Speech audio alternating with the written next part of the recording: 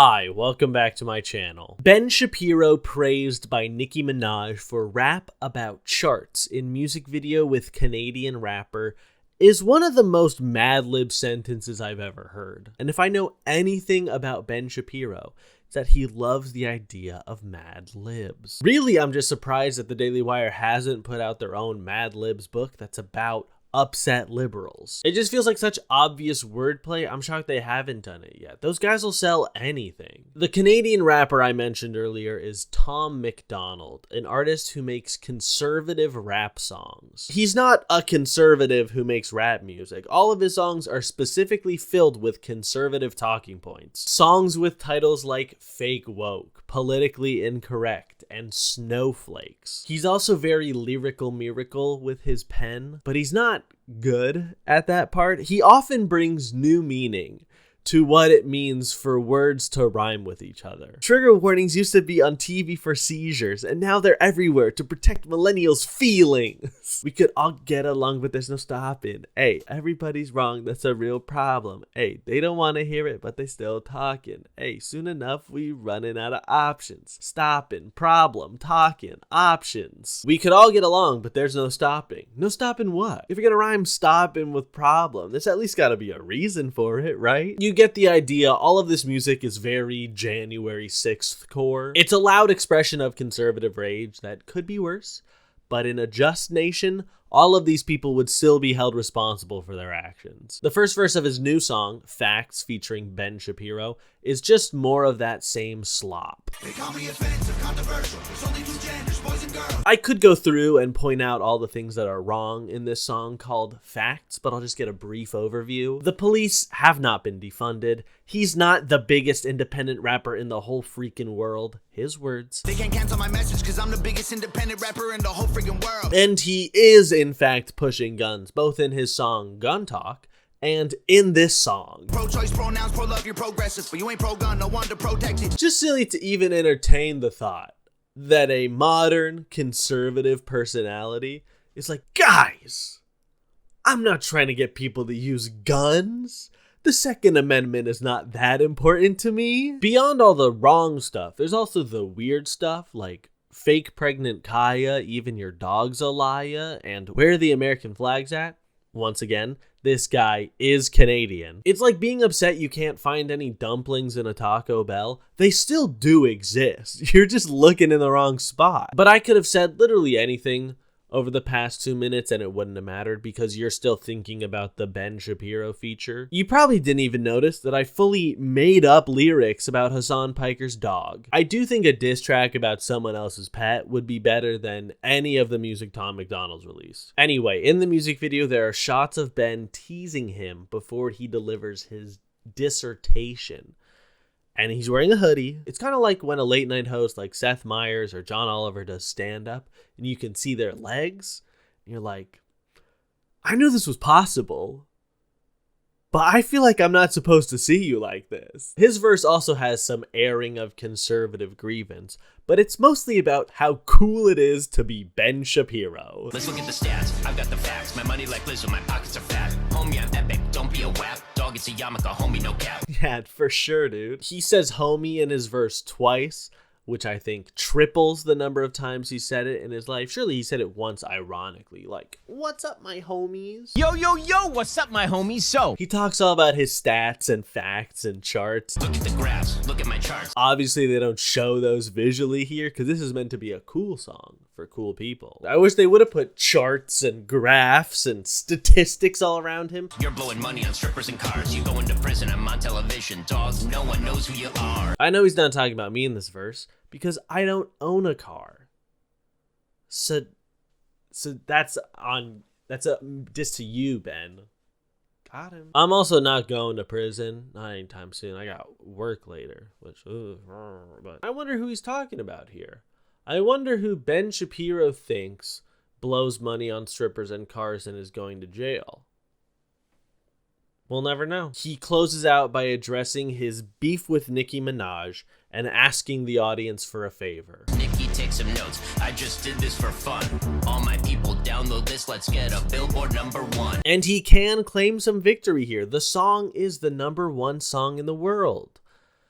on iTunes, which is not... You know how I know that iTunes is not a good indicator of a song's popularity? Stan Twitter. Accounts are always saying, anyway, stream Dynamite, or whatever song their fave just came out with. Love Teo Cruz. But congrats to Ben. Only he could have a song more popular than We Are the World 38 years after release. But Ben did call out Nicki in his verse. Nicki Minaj, often thought of as the queen of rap. Well, Nicki saw the song and she tweeted about it a couple of times, and it all culminated with this one. Wait till they wake up and listen to what Ben Shapiro is saying in #facts.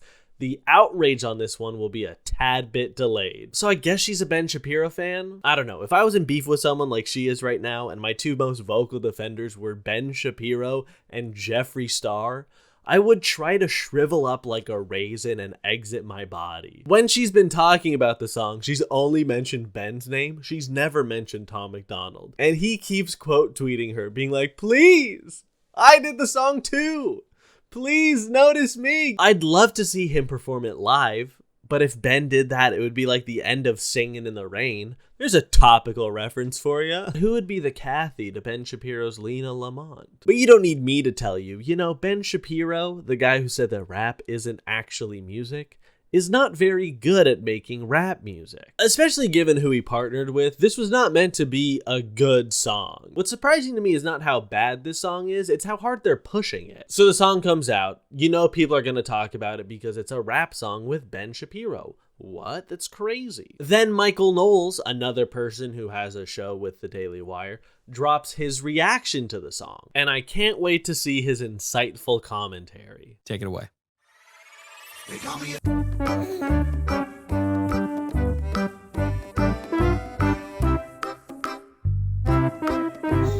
BLM flags are a rainbow. Throughout the whole first verse, all he says is, Down, they open and then when it ends, he just rephrases the lyrics to the song. That's true. That is a weird thing that happened. When I was a kid, many, if not most people, hung American flags outside their homes and in their cars and stuff like that. And you just don't see that anymore.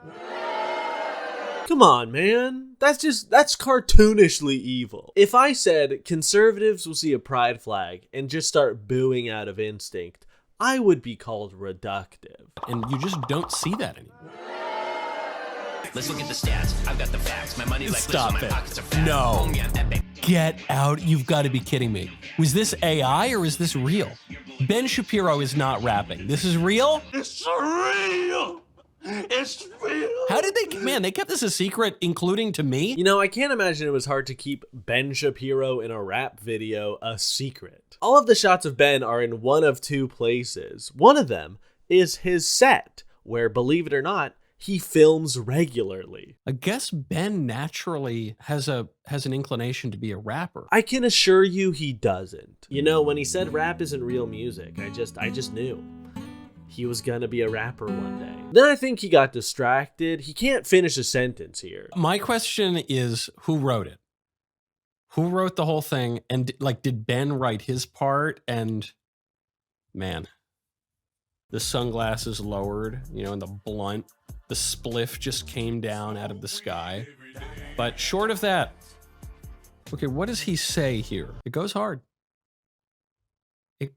This is the... Hey man, you gonna finish the sentence? Or are you just gonna trail off? This is really good. This is really, really funny. Disagree on the first one. I guess I agree with you on the second part. But like, if someone played this on aux, even ironically, I don't think they'd ever be allowed privileges again. At the end of the video, there's a fake FaceTime with who else? Tom McDonald, where he promotes the song and tells people to buy it on iTunes. So this whole video is just an ad. So is the one that Brett Cooper did promoting the song. Tom and Ben won't stop tweeting about it. The Daily Wire is of course selling the very cool hoodies that they wear, and they keep publishing article after article after article about the song, just trying to get it in their audience face as much as possible. I like to do things nobody else can do, McDonald said after releasing Facts. Not everybody can get Ben Shapiro on a track. Yeah, and not everyone can get Fergie to do the national anthem at their game. That doesn't make it a good idea. This is the Daily Wire shtick. They do everything they can to keep you in their ecosystem. They'll make the video, make the reaction video, make the articles about the reaction video, make the merch, and then claim that they're the best while using a metric that nobody else uses. And when they don't reach number 1 on the Billboard charts, they'll say, "Thanks so much for the support, everyone. We love all the fans. Too bad the big tech companies were conspiring too hard to stop Americans from listening to real music." So I filmed that on February 1st, and Billboard updates its charts every Tuesday, which means the first week that Ben and Tom were eligible was going to be on the 6th. And they reached number 16 on the charts, which is really respectable, especially for a couple of YouTubers. Jake Paul only hit 91 on the charts with its Everyday Bro. This is Tom's tweet about charting. Let me know if any of it sounds familiar. Today we debuted at the highest chart position on the Billboard Hot 100 that we have ever debuted, number 16. This isn't the digital charts, this is the big boy mainstream artist charts. Prior to this, our highest position was in the 90s, just like Jake Paul. Unfortunately, Billboard didn't count Amazon downloads, which severely hindered us and likely prevented us from taking number 1 from Megan Thee Stallion. They're always playing games. More on that later. He can't just take the win. He's number 16 on the Hot 100. That's great. The reason they didn't hit number 1 is not because there are more popular artists who released music this week. No. It's because they didn't count Amazon downloads and they're conspiring against him specifically. Not because he didn't appear on a single streaming chart this week. Just take a win. Take a moment to celebrate. You have a top 16 song in the country. I'll be honest, I don't think those Amazon downloads would have bumped them up from number 16 all the way to number 1. There are multiple songs ahead of them that have been on the chart for a full year. And Ben has said he's retiring from rap, so we can all take a nice exhale. He's certainly not the first white person to leave hip-hop as soon as he's made a bunch of money, but he's definitely the fastest. There is one big thing I missed that was part of the Daily Wire's self-made press tour. Normally when artists have a big hit, they'll go on Genius and do a lyric breakdown video where they'll say some of the lyrics to the song and then talk about it and talk about what it means to them or the story behind it, something like that. For this song, they outsourced that job to Jordan Peterson, who made a 51-minute breakdown that I cannot stop watching. You can just click at any point in the video and he's saying something ridiculous. Image-laden poetic verse will remember that for centuries because it's literally inexhaustible. They say a picture is worth 1,000 words. It's like, well, a complex picture is worth a lot more than 1,000 words. And a moving picture, that can be worth several 100,000 words. And a talkie, that can be worth close to 500,000. And the idea of a flag is something like the idea of a staff. And a staff, well, you have a staff if you run a business, and a staff is something you rely on. A staff is something that supports you. A staff is something that moves you forward. A staff is something that helps you find your way. A staff can improve your arcana or let you cast cantrips with more proficiency, but also a staff can be an infection. So you've heard of a double-edged sword. How about a double-edged staff? And a flag is a staff with a banner. And so the banner is something around which everyone can unite. A flag is a uniting symbol. Okay, so what's a rainbow flag? Well, let's think about it. It's a flag of division, literally, because a rainbow is the division of a unity, what's white, into a plurality, what's a rainbow. So then every flag is divisive, except for the flag of surrender. And I'll tell you, that's the reign of utter chaos. This pride flag, what would you say, waving is a way of, once again, proclaiming to the world that your compassion is so overwhelming and inclusive that you can love the whole world, and that's fine, except for the snakes. And, you can imagine why women do that, because in some ways they want to advertise to men that they're going to be good mothers. So so if I have it all straight, which I know is the way Jordan wants things to be, waving a gay pride flag is a symbol of chaos that proves that women will be virtuous mothers even to evil people. And then you might ask, well, why would men do it? And I'll tell you what sort of men do that. The sort of men who do that have no masculine utility whatsoever. And so they ape feminine utility. They act like girls. That's a good way of thinking about it. Then they can be a friend. Well, hopefully a friend with sexual benefits, right? I'm not going to say that no straight man has ever been extra vocal about his allyship as a way to try and woo a lesbian. Because that's for sure happened. But to think that every straight man? But like, what about gay men who wave the pride flag, which I have seen before? Are they also trying to sleep with naive women or lesbian? Because all the gay men who I've seen wave the pride flag have been trying to hook up with other gay men. It's possible that people are honest about their stated position and feelings, and then they act in accordance with that honest stated position. That could be, I mean, that's crazy, but what am I thinking? It takes him 35 minutes to get to Ben's verse. He's got a long-term vision. That's also what makes him not a short-term mater. A short-term mater. A short-term mater. I love his thug hoodie too. That's like good work, Ben. That's What? Holy, talk about a dog whistle. a lot of these tough guys who use these short-term mating strategies in power. You know, they are in some ways more courageous than the absolutely useless weasels who do nothing but remain dependent for their entire life. And that's partly what accounts for the attraction of the shadow, you know, shadow figures, dark heroes, anti-heroes. Oh, yeah, Deadpool's one of my favorite shadow figures. I've had enough. I can't. So you're mad, you're angry, you're bitter and resentful. Bitterness and resentment, man, those poison your soul. That plus arrogance and deceit, and you're definitely in hell. Trust me, I know. I'm well aware that I'm sitting in it right now. I don't care if I offend you. I mean, there's some lines I disagree with, sure, but this whole song is so broad. There's not really anything specific in it to latch onto and get offended by. Worst of all, there's just not a whole lot of facts in this song called Facts. I can't even do the classic YouTuber bit of making a commentary video about a bad rap song by a white guy and then making a parody of that song.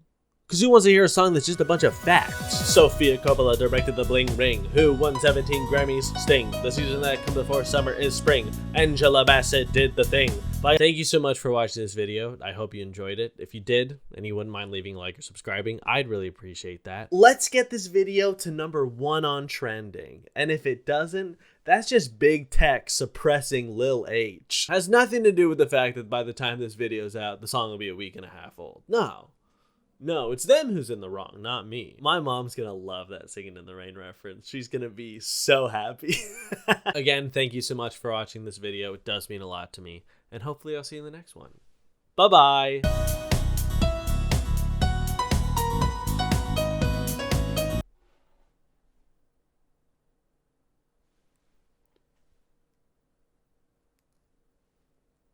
No, Chip.